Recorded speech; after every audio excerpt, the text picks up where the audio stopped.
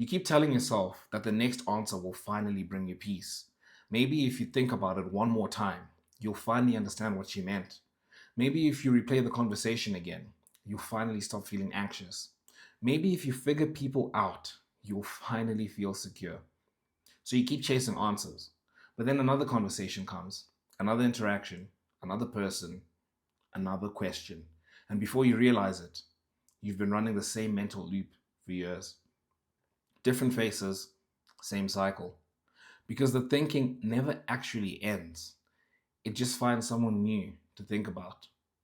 And I think this is important for us to actually spend some time thinking about is that the cycle doesn't produce anything, right? You've been ruminating about this for years and it doesn't actually give you something. I remember I was doing this thing because I do this thing and don't judge me. I am working on like not doing it, but I put my journals into AI and I was like, let's see like what patterns. I was desperate for like an objective, if I can say, an objective view of like what somebody outward looking in can see, like what patterns they can see in the journal. But I've watched tons of videos on like AI psychosis and all that, and it's not a good idea to let AI try and dissect what's going on in your mind. But there's some very interesting things I've learned just from putting in that I can identify patterns better.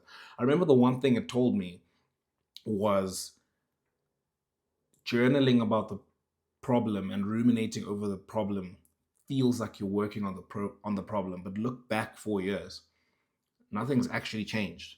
You're still running the same cycle, and I think that's what we need to catch ourselves when we're doing it. That's what we need to tell ourselves when we catch ourselves doing it. Is okay, cool. I'm ruminating. I have this particular interaction that I've had. Doesn't have to be a romantic, well, it's not romantic. It doesn't have to be an interaction with romantic connotations. Just any kind of interaction you've had. Maybe you had an interaction with your boss or somebody at church or whatever the case is. But anytime you have an interaction like that where you feel like, man, I need to spend some time journaling about that, thinking about it, whatever the case is, just think about that. It's like this is not actually doing anything. Like it's not moving the needle. It only works if you identify something that allows you to actually change your interaction the next time that you actually have it.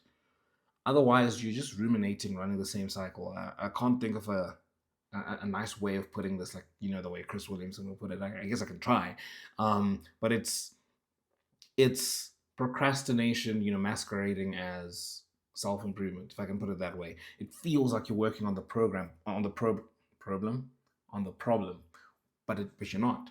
You're not working on the problem.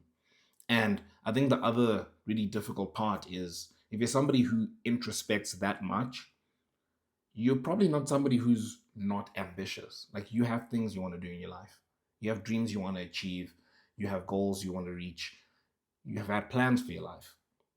And my guess is if you've been doing this, if you're like me, I can make myself exhibit A. I haven't achieved all the things I wish I would have achieved in the last 4 years, but I've been doing this. Now, it's not that I haven't achieved because of this, just this takes a significant chunk. It makes it less likely that I'm going to achieve the things I want to. And it's costing real time, like genuine time and brain power. And it's important for you to realize that it's not just nothingness. Like it's not just something you're just like, oh, I'm just doing this as a pastime or whatever. Like it's actually costing you stuff. It's costing you your dreams. You have things you actually want to achieve. You have a person you want to become, and it's difficult to do that when you're constantly preoccupied with ruminating about your social situation. This is no different than the time you would spend on TikTok or social media, whatever the case is, right?